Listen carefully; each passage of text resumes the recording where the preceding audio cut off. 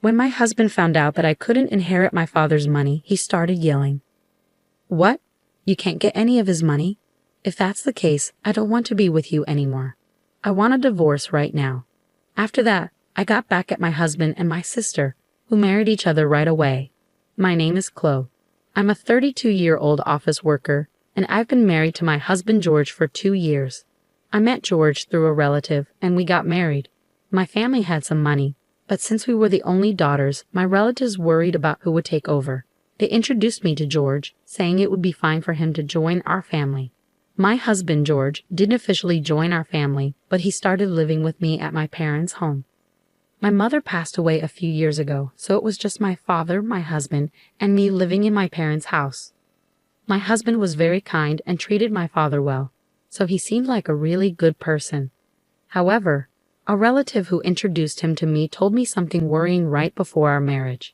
I know it's strange for me to say this since I was the one who introduced George to you, but he's kind of obsessed with money, so be careful. I had already married him and was about to have a wedding ceremony, so it was too late to do anything about it.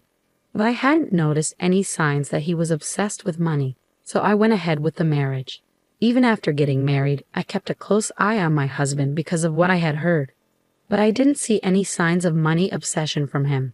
However, he seemed to be interested in my father's money and would casually ask about it when he was having a drink with my father. My father was open about it, so I didn't worry too much. Another thing my husband was curious about was my younger sister. She is 5 years younger than me, and unlike me, who is calm, she is lively and outgoing with a vibrant social life filled with men. She doesn't look like me, and my husband was surprised when he first saw her. "Your sister has a completely different vibe from you, Chloe, doesn't she?" Seeing my husband fascinated by my beautiful sister, with her striking looks contrasting my plain and boring appearance, gave me mixed feelings. However, the relative who introduced me to George was worried that if I, being modest and plain-looking, couldn't get married, there would be no one to inherit after my family. I thought there was no need to worry because I had a beautiful sister. But later, I understood why that relative was worried.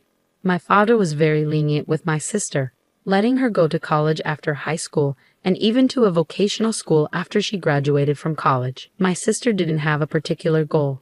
She just didn't want to work.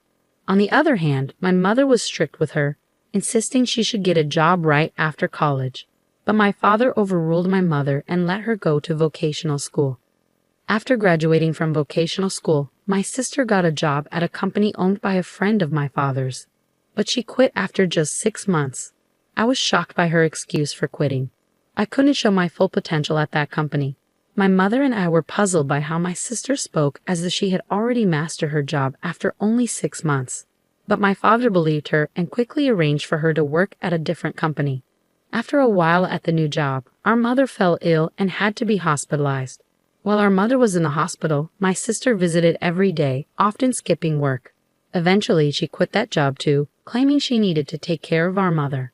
However, her idea of caregiving mostly involved being in the same room as our mother, chatting or spending most of her time staring at her smartphone in the waiting room.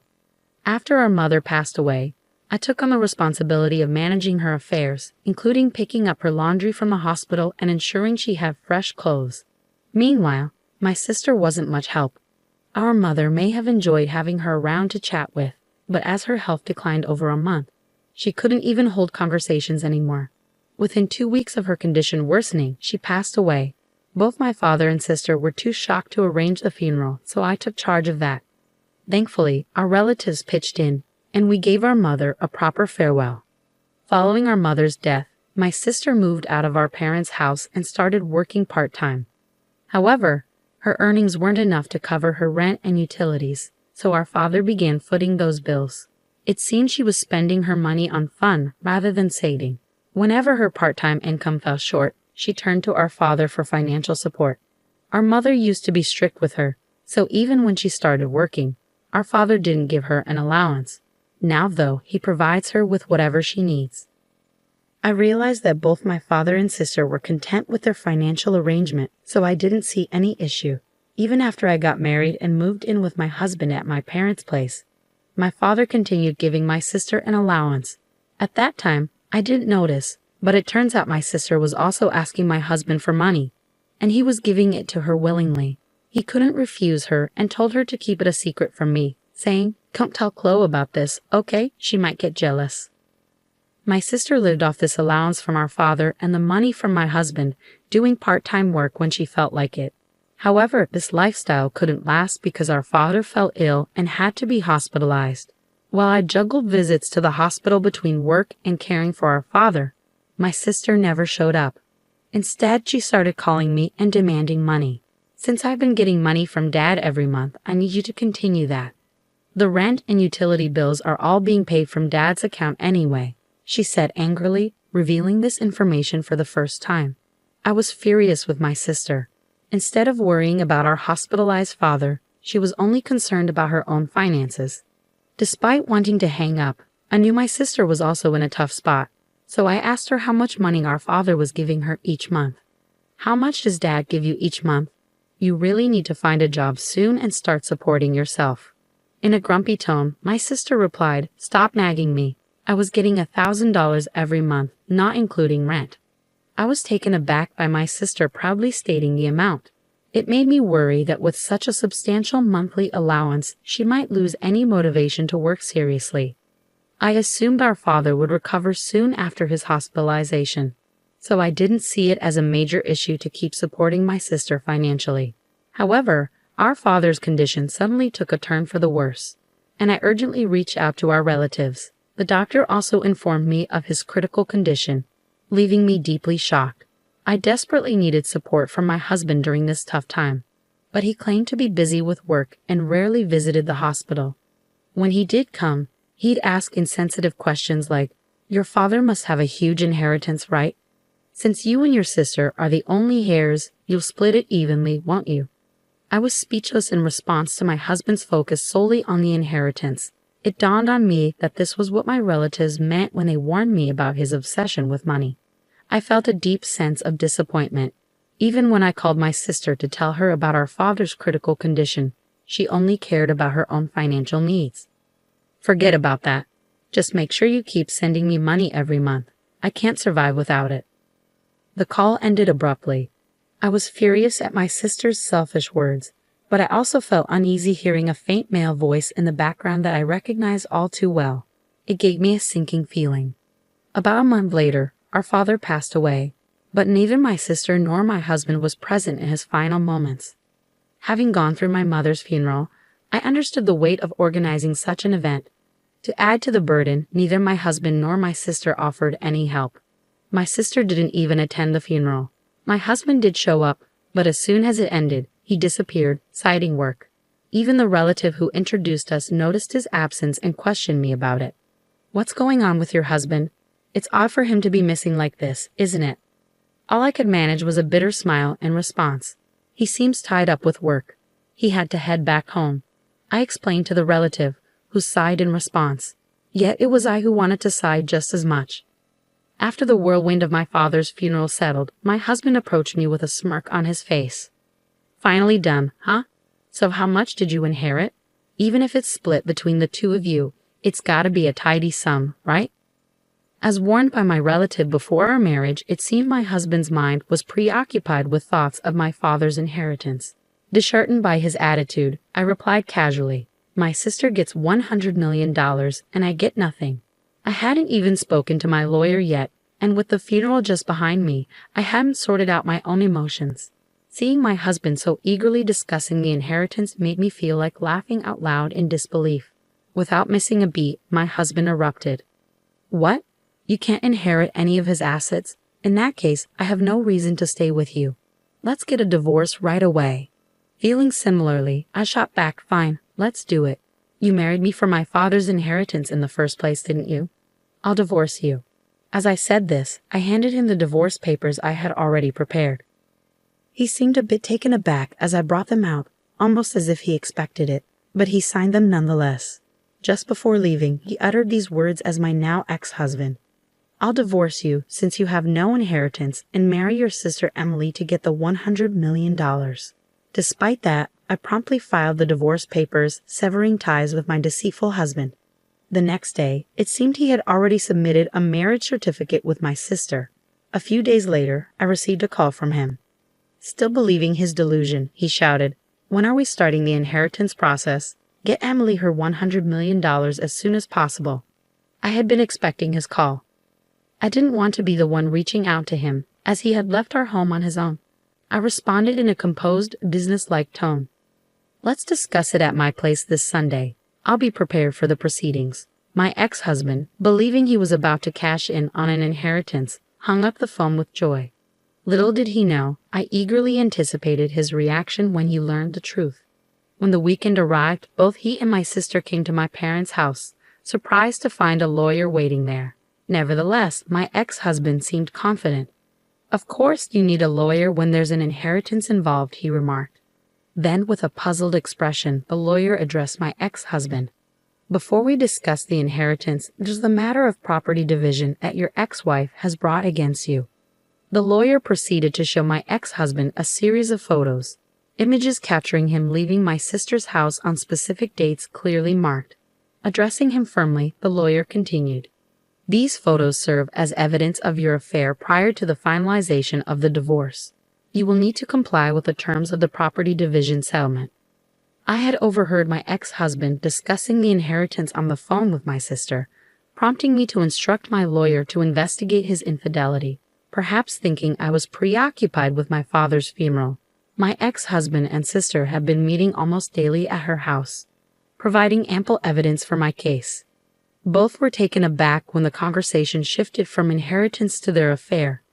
But my ex-husband quickly composed himself and countered, "Property division is nothing compared to the $100 million inheritance. I'll settle it immediately." As the lawyer presented the documents, my ex-husband, still speaking with arrogance, signed them without hesitation. Once confirmed, I calmly informed him, "Enjoy your life with my sister, who gets nothing from inheritance. Since you've signed, I'll ensure the property division is enforced." Upon hearing she inherited nothing, my sister exclaimed, "What? Why do I get nothing? I'm supposed to receive $100 million. My ex-husband also turned red and shouted, "There's no way there's no inheritance. I won't let you take it all." The lawyer intervened calmly, addressing their anger. "Emily is actually the biological child of Chloe's late mother from a previous relationship and was never formally adopted by Chloe's late father. Therefore, Emily, you cannot inherit your father's estate." I also explained to my bewildered sister, "When our parents remarried, Emily, you were about 1 year old. You probably don't remember, but I recall it vividly. I was 6 years old at the time and was thrilled to suddenly have a sister. Never did I imagine that this same sister would end up taking my husband. Our parents, both burdened with young children from previous marriages, aimed to strike a balance between us when they remarried and began parenting together. My mother loved me as her own daughter, and my father cherished you, Emily. Perhaps he spoiled you more because you weren't his biological child, being overly cautious. Despite both of them remarrying with children, my mother, suspected by some relatives of being interested in my father's assets, chose not to officially adopt you. Those relatives who consistently recommended suitors for me did so knowing I was the sole heir to our father's wealth. If our parents had had a child together, things might have been even more complex. But fortunately or unfortunately, they didn't. Perhaps they avoided having more children to prevent future inheritance disputes. Now understanding that my father had been financially supporting my sister even into her adulthood because he couldn't leave her his inheritance, I realized the extent of their relationship. Like my sister, I also hadn't been formally adopted by my mother, but it never affected how we saw each other. It seemed our parents hadn't disclosed their remarriage to my sister, and today was the first time she learned the truth. As for my ex-husband, his face turned from red to pale as the situation sunk in. Not only was he not inheriting what he expected from my sister, but he was also facing a property division claim he had already signed off on. With a pale face, he asked me, was it a lie that my sister was getting $100 million and I was getting nothing? Suppressing a laugh, I replied, "Of course, it was a lie. It was my way of getting back at you for cheating on me. Besides, my father's estate was nowhere near $100 million, even though he was wealthy." Suddenly, my usually quiet sister erupted, "I've been shopping so much, thinking I'd inherit Dad's money. What about the support Dad was giving me until now?" Will you take care of that, sis? You're married with a dependable husband now, so you don't need it anymore, right? Make George support you. She glanced at my pale ex-husband, but he shook his head. I can't do that. I also spent a lot, counting on the inheritance, and now with the property division, I'm stretched thin.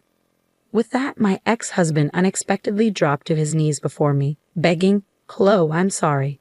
It's all my fault. Please, can we reconcile? The lawyer, who had been packing up to leave, chuckled at the sight. Where had the arrogance he showed upon arrival gone? George, pleading on his knees like that, seemed utterly absurd. After our discussion, my ex-husband and sister left, and they divorced soon after. It seemed my ex-husband lost interest in my sister once he realized she wouldn't inherit anything. He mentioned property division, but since he had no assets, I arranged for him to pay from his monthly salary as advised by my lawyer, ensuring I received what was due.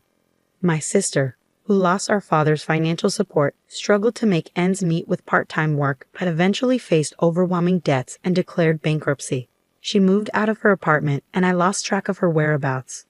My father's excessive support had made my sister dependent, hindering her ability to work seriously. Subsequently, my relatives began suggesting potential marriage partners for me as I lived alone in my parents' house. But I declined. I wanted to find a partner on my own terms, determined not to repeat the mistake of marrying someone like my ex-husband again.